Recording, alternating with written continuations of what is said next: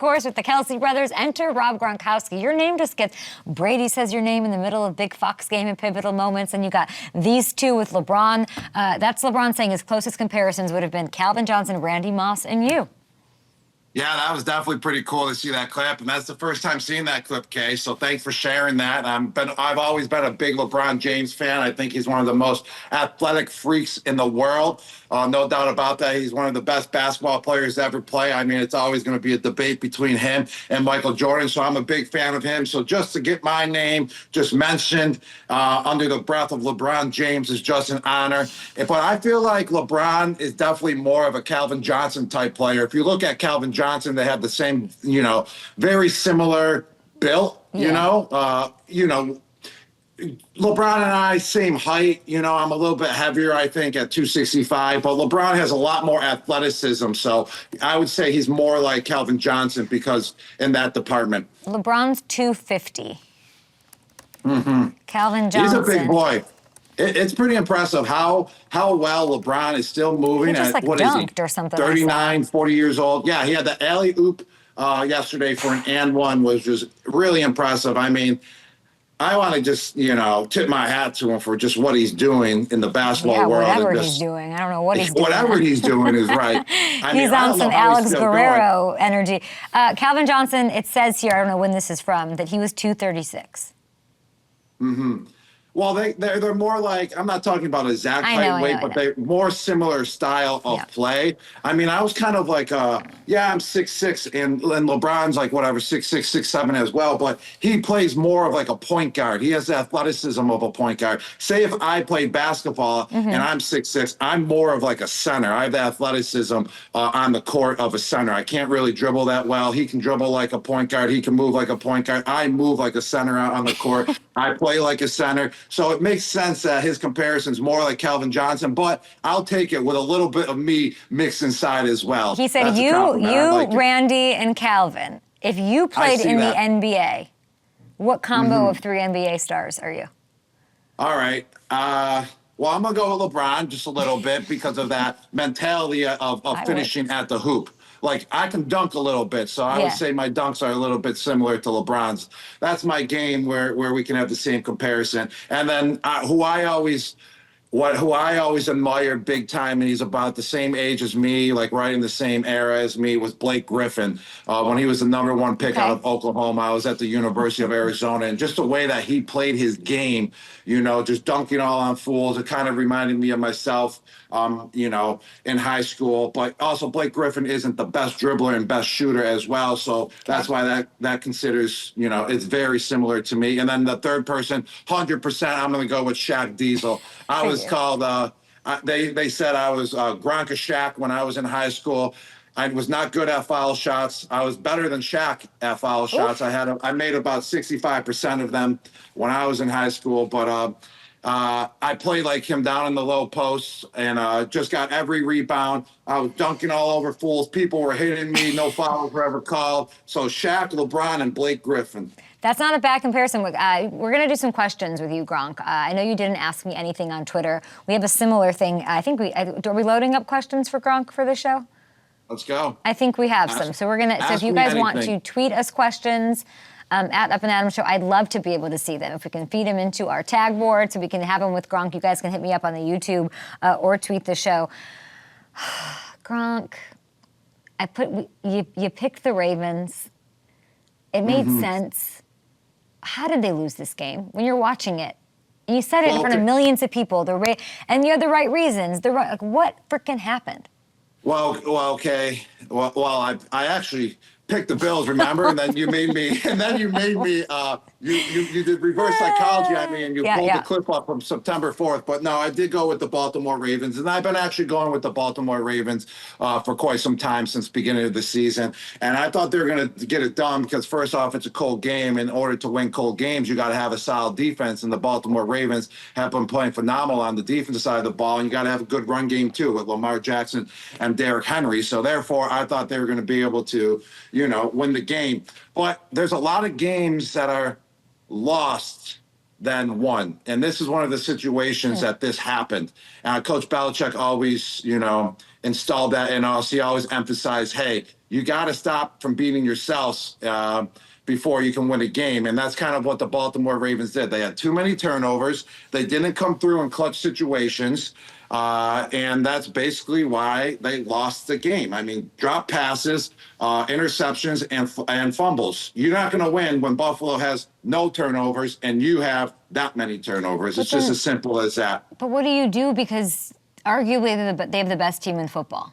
Arguably. All year, you could say. They might have the now 3-time MVP. So well, the best team always wins. The best man always wins. I don't know if that was the case this weekend. I don't know if so how frustrating is that? And like, what do they do? Where do they go from here? We see the dejected Lamar, and we'll get into Mark Andrews maybe, but what do you do if you have the best team in football, but you are losing these games and you are beating yourself?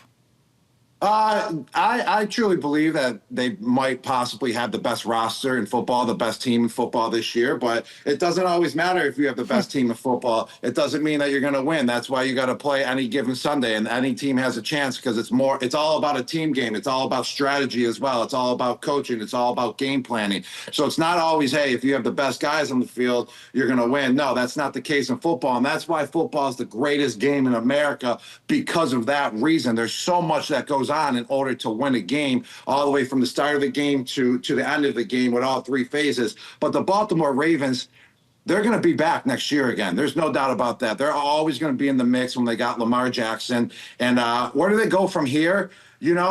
I feel like they're going to be fine next year. Okay. I just feel like they got to build wherever they feel like they got to build in the offseason. And Coach Harbaugh is going to do a great job with whoever he's got to bring in and whoever has to leave the team as well. It's up to him to decide in the GM. But I don't think they're going anywhere, so I don't think that's really that big of a story. What do they do next? They just got to do what they do. They just got to, in the offseason, they just got to learn how to finish games in the playoffs, Kay. That's where they're stuck at. Then tell me how they couldn't finish this game. Talk me through from a 4-time Super Bowl champion perspective here. Biggest spot, 2-point conversion. What were you thinking watching that? I love that it was a good game, first off. I wanted the Baltimore Ravens to get the ball on the final drive, or at least have a chance to go down and score, because I just love to see great football games. And both of the games on Sunday got me out of my seat. I was at Julian's house, and we were cheering. We were jumping up and down just because we wanted to see a good football game. And in the end, that's what we got, so we were excited about that. But the Baltimore Ravens, in order to finish those games, those close games, you got to kind of simulate it in practice, You got to go through situations where, hey, it's a mock game. Hey, it's 4th and goal. We got to score right now. Offense, if you score, defense has to run 10 laps. If offense doesn't score and defense stops them, offense has to run 10 laps. So it just installs and instills in you that got to have an emphasis in order to get it done. And on top of it, they can't have those mistakes and blunders in the regular season as well. And that's what the Baltimore Ravens did. They kind of collapsed in a couple games this year where it was kind of installed in them that, hey, we're going to make mistakes in the playoffs now because we were doing it in regular season. So you got to clean that up all the way from training camp through regular season all the way into the playoffs. And that's how you get it done. It's not all of a sudden you switch it and then there's going to be no turnover. Stop those turnovers in the regular seasons and finish plays in the regular season as well. So you're with Julian also, pivotal moments, maybe one of the most iconic catches in all of Super Bowl history. And you guys are watching this play happen. I want to know how unbelievable it was to you that he dropped that. And you're saying it's about practice. Excuse me.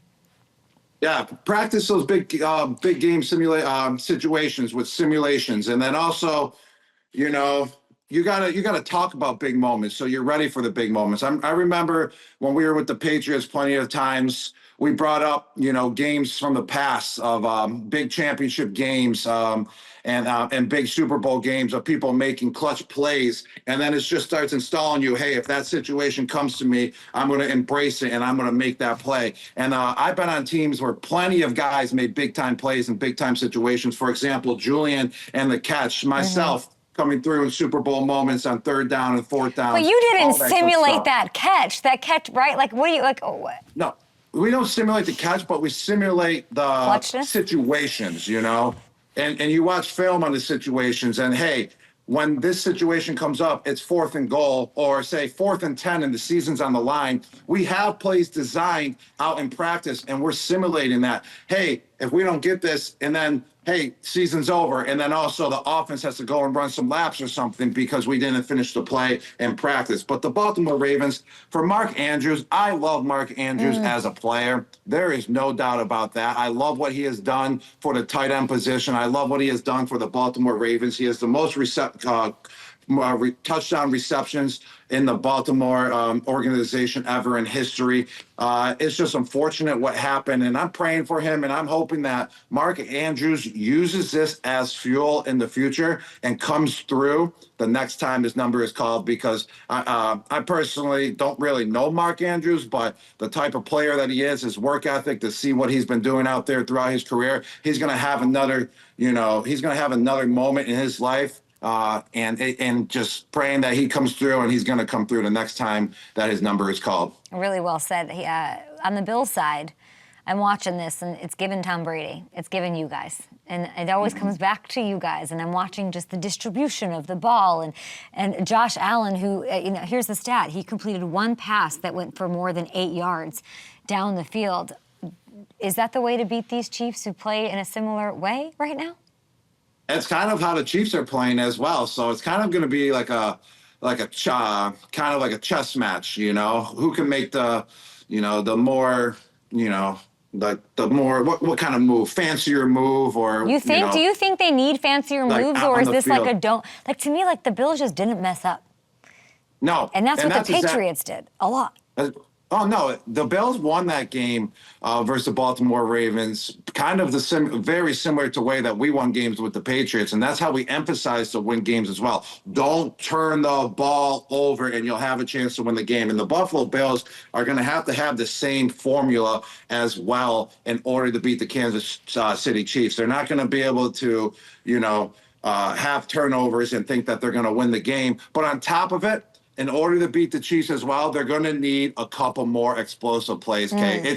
They're not going to be able to win the game. Hey, we're going to throw the ball only one time over 8 yards and expect to win versus Kansas City Chiefs. That run that Josh Allen had to beat the Chiefs in the regular season, they need about 4, 5, 6 of those type of explosive plays in order to beat the Chiefs and stay on top in playoffs. Because the Chiefs, they're going to amp it up to another level. Yeah, they lost to them in regular season, but they know how to make adjustments, and they're going to be coming back, and they're going to be fierce, and they're going to be fury, and they're going to be ready to go. So the Bills, I know, but we're saying they plays. won because they didn't turn the ball over and they were doing some safe stuff, and then but then Josh has to be a little sexy. Josh is going to have to do, because then the Chiefs will win if he doesn't, but then that's how turnovers happen.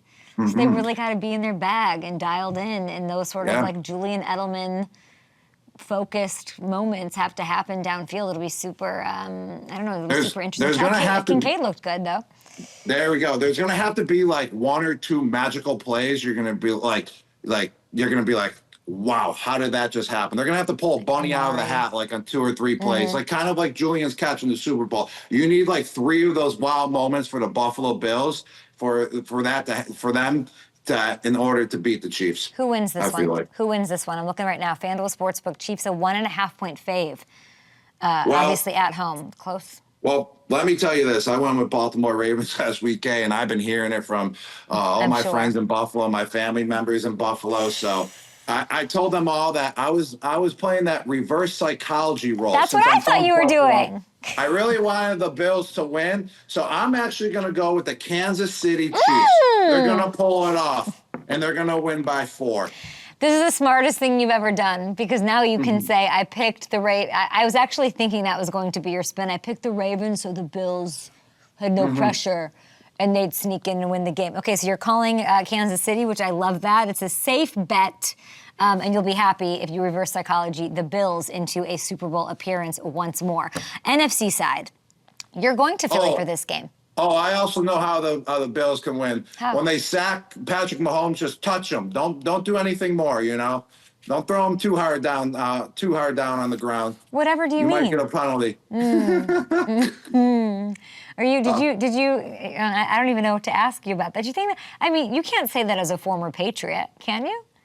You guys got all that grief all the time for different things through your career. Well, I can because I got no calls. I was getting held left and right, every game, and that's what ended. That's what kind of got me to, elbow drop Tre'Davious White eventually because I finally got frustrated enough that I wasn't getting a call. So I'm allowed to say it. Maybe Tom's not allowed to say it, but I'm allowed to say it. I think Tom's pretty aware. Tom's pretty aware that he can't say it, I think.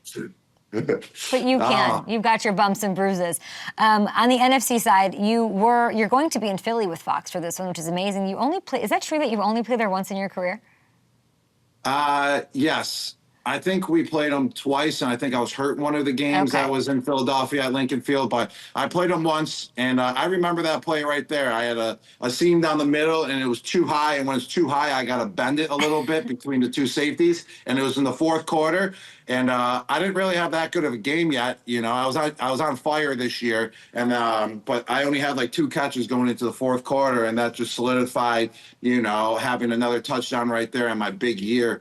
So that was the only time I've ever played at Lincoln Field. That was 2011. Is that not insane? 2011, insane. Week 12. Hold on, Kay, did you see that speed, though, up that seam right there? Let's see. I was trying to figure out what the date was. So this was, okay, walk me through this. What do you remember? All right, so that's cover 5. So the linebacker has me. So I just ran right by the linebacker. I smoked him, and then I got to split the safeties because it's they're playing too high. You got to get in the middle of them. And Tom knows this is the bread and butter route. He knows I love to run this route. And boom, he just fed me right up the middle, and kaboom, touchdown, Gronk spike. We love that. You ended up with 4 grabs for 59 yards and a touchdown, a young Rob Gronkowski. My producers tell me that Julian Edelman played cornerback in this game. Do we have the hit on Vince Young? Huge hit on Vince Young? I don't remember this.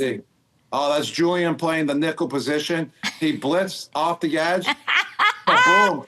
He's such a trickster. No one blocked him. And wow, look at that hit. That's perfect form. Now, that's teach tape right there. For all you defensive players out there, that's Julian Edelman putting up teach tape out on the football field. And that was in 2011 as well. So congrats, Julian. That was perfect form, man. That's this good stuff. Why Julian is so easy to love, because he's literally half his size. Mm-hmm. Look at that. It'd be like me tackling you. And you got to root for the little guy in those situations, and he doesn't give about it, and he just went and totally drilled him. Teach tape, he says. I want to ask you about this rookie's impressive. Everyone, Brady's gushing, the poet. He's likable by everyone. He's got to go to the link. He'll be just like this. It'll be fun to watch. I would like to know, from your perspective in watching Jayden Daniels, and you kind of heard what I was saying about Zach Ertz, the connection between the two is really working, and when it counts. Can you dig into that a little bit? You got a rookie, you got a veteran receiver. He's been there in those big moments. Yeah, Jayden Daniels, I feel like, this guy was ready to go in the NFL as a rookie because of his experience in college. He's got 4 or 5 years of experience. He went to Arizona State, then he played at LSU in front of 100,000 fans. So he was ready to go when he got to the NFL, which was pretty impressive. And it kind of paves a path for other players as well in the college ranks, that you can stay in college and get more reps and get more experience and then be ready to go in the NFL, just like Bo Nix was. He's 24 years old as well, and he played 5 years in college. So on top of that, though, Jayden Daniels is also surrounded by, they did a great job. The Washington Commanders did a great job with this. He's surrounded by veteran players. You got savvy running back Austin Eckler. Mm-hmm. You got the vet in Zach Ertz, Zach Ertz is a super reliable tight end. He's underrated. He had over 100 catches one year with the Philadelphia Eagles. He's top 10 in most catches ever for a tight end. What's so special about him? Why is he underrated? Super Bowl champ, big plays, big moments, long career. Exactly. What do you notice about him? I would say that Zach Ertz is very decisive in everything that he does. He's not a guy that's going to go out there and make a 15, 20, 25-yard catch. He's going to keep the chains moving, and he's a red zone threat as – hold on. Got a phone call coming. It's actually Julian Edelman calling me, okay? Merge calls. I just hit decline. Sorry about that. It's all good. So Zach Ertz is very decisive. No. What could Julian want at 8:30 Western Pacific time? Yeah, I don't know. He wakes up and he just starts calling everyone. every time I'm over there early, he just literally gets up and he's like on the phone with Ninkovich. He's calling Tom. He's calling Devin McCourty. It's whoever he's calling. He just loves to talk football and get inside scoops. So that's what he's probably calling about. But Zach Ertz is very decisive, very reliable, especially with his hands. And he's great for third and short and in the red zone and keeps the chains going. So it's huge to have guys like that around a rookie quarterback. And those are the guys that are taking Jayden to the next level as well. I can't figure out what this game's going to come down to. I don't know who the best player. I don't even know who the best player is. I don't know. Is it Saquon? Is it Jayden? I don't know who. I don't know. How's it going to go? No. Neither. I'm going to go with the whole entire offensive line for the Philadelphia Eagles. Go on. Okay, I'm telling you, I looked these guys up because I was so intrigued about them, because I had to talk about them on Fox. And let me tell you, their left tackle, Lane Johnson, he's about 6'8", 330 pounds. Their starting guards are all 6'6" to 6'8", and they're all over 320 pounds. And same with their other right tackle. And then Jurgen, their center, who's the smallest guy in the line, he's 6'3", 320. And these guys are fierce, they're mean, and they're street fighters out there on the field. So when you got an offensive line like that, you can control the whole entire game, and especially when you have a running back like Saquon Barkley. So that's why I'm going with the Philadelphia Eagles, because of that offensive line. They take no shizzle. No shizzle. They might send the Commanders home. It'll be very interesting to see what happens. They're 6.5-point faves at home. So the Eagles, that's what we think. That's the call we're making, and not we. By we, I mean Gronk. And when the Commanders win, he'll have picked them in 9 other outlets, and he will cover all of his bases, and that's why we love him. Hey, your boy Josh McD back with the Patriots. We're going to get into that on the other side of this break. What does it mean? What does it mean for Drake May? And we'll answer your questions, guys. Hit us up. Back on Up and Adams with Rob Gronkowski. We've been doing this all season long. Some props with the help of FanDuel Sportsbook. It's Prop-A-Shot. Let's take a look at the scores. I'm up 32-29. Still a 3-point game, Hamilton. Yeah, you guys both are killing it, though. Both went 2 for 3 last week, so the score stays where it is. I'm adding a little wrinkle, though, for Championship Sunday. We're going to go, you guys usually pick 3 props each. You're doing 4 today, okay. 1 for each team. Let's do it. So, Kay, we're going to start with you and those Commanders. The line for Jayden Daniels combined passing and rushing yards is set at 282.5. So is he going over or under that? I got to go over. I want both teams to win in such a big way. I'm just going to hit the over on everything, probably. But if we look at the numbers, he has crushed that number in 3 straight games. No reason to think he won't. Eagles defense, awesome. I looked at the weather because I was like, cold weather, Daniels, I don't know. It's 39 degrees. 39 degrees this weekend at the link. I'm not worried about anything getting in his head. He has come through for me on this prop over and over. I'm rolling with it. Over. Look at you talking weather. All right, Gronk, for you, we're going to the Eagles side. The line for Saquon Barkley's rushing yards is 125.5. Does he hit that? Saquon's definitely going to hit it. This guy's an absolute machine. His offensive line, there's street fighters out there out on the field, and they're not going to let it not happen. So Saquon over 125.5 yards. All right, Kay. Anytime touchdown scorer for the Eagles, but you're not allowed to pick Saquon. You got to go somebody else here. Why can't I pick Saquon? Because I make the rules and I say you can't. What the hell kind of rules are these? I like these rules, Hamilton. That's yeah, what I'm talking about. Why are we handicapping in favor of Gronk? This is ridiculous. I'm going to go with Jalen Hurts then. Lock it in. Final answer. Thank you. There's just no way he goes an entire playoff situation without a tush-push, right? We got to have a tush-push touchdown in here. 14 regular season rushing scores. He is getting in. All right, Gronk, you're up. 1 anytime touchdown score for the Commanders. No restrictions for you. You can pick anybody you want. Oh, no restrictions for me. I'm going to go with Terry McLaurin. No doubt about that. He's their all-star wide receiver. He's been with the program through all the down times as well over the last few years. And now, you know, he's shining now, and he's got a quarterback with a great connection. So, Terry, it's all you, buddy. You got to score for me. Second in the league in receiving touchdowns in the regular season. Let's see it happen. All right, let's go to Chiefs-Bills now. Okay, the line for Patrick Mahomes, touchdown passes is set at 1.5. Does he go over or under that? No restrictions here. You're not giving me bumper lanes in bowling. You're not putting training wheels on me? No? No, whatever you want. Gronk, rather. I'm going to go over. He's at home. It's time. Nobody's Travis Kelce, there's no answer for him. He's thrown multiple touchdowns in all 3 of his career playoff games against the Bills. I think he's going to keep that going because I like the Bills defense. At the end of the game, I didn't like the Bills defense, and they are still 24th against the pass. All right, Gronk, let's go combined passing and rushing yards for Josh Allen. The line is 284.5, pretty high there. Does he go over or under? Yeah, I'm going under. I don't think Josh, Allen has to be, super fancy out there on the football field. I know he's going to have to, do, a couple magician plays out there in order to win this game, but he's got to be magical. But I think he still goes under. He just can't have turnovers in this game if he wants to win. Hamilton, do you still like Amari Cooper this week? You liked him last week. Not a huge role, not a huge flash. He could be that guy, maybe? He could be, potentially. They're going to have to start throwing the ball at some point here, taking a few shots downfield. Shakir has been kind of his go-to guy, but Amari can still make things happen down the field. All right, Kay, your turn now. At 1 anytime touchdown score for the Bills in this game. I'm waiting for my rules here, my special rules. Nothing? No rules. Whatever you want. Well, then I'm going to go easy peasy Josh Allen here because he has scored a rushing touchdown each of the last 3 games. If I do a parlay on this game, guess what's going to be a leg in the parlay this weekend on FanDuel Sportsbook? A Josh Allen anytime touchdown. He had 2 last week against the Ravens. When the game is on the line, Joe's just going to unleash him. Brady's going to say, do your thing. He's getting in the end zone. And I'm betting on your parlays as well, Kay, because you bet on fire, I think, the last 2 weeks with them. Gronk. So I'm putting all my money on your parlay this week. Is that it? Let's go. All right, Gronk. Okay. Gronk's last one. Anytime touchdown score for Kansas City.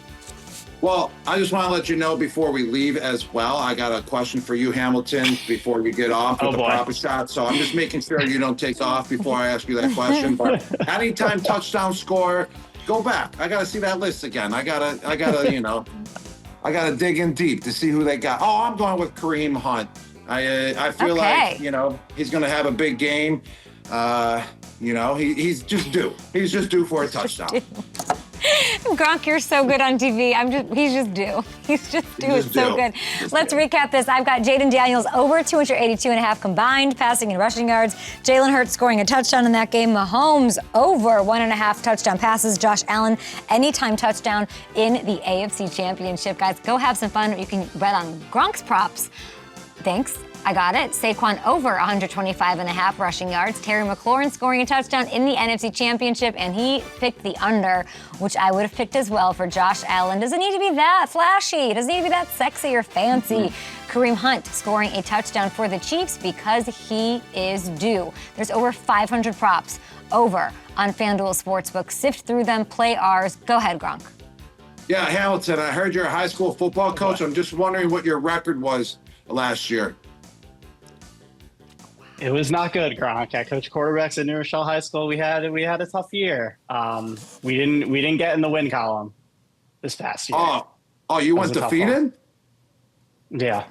And you're on here talking NFL football, and you went defeated in high school? Yeah.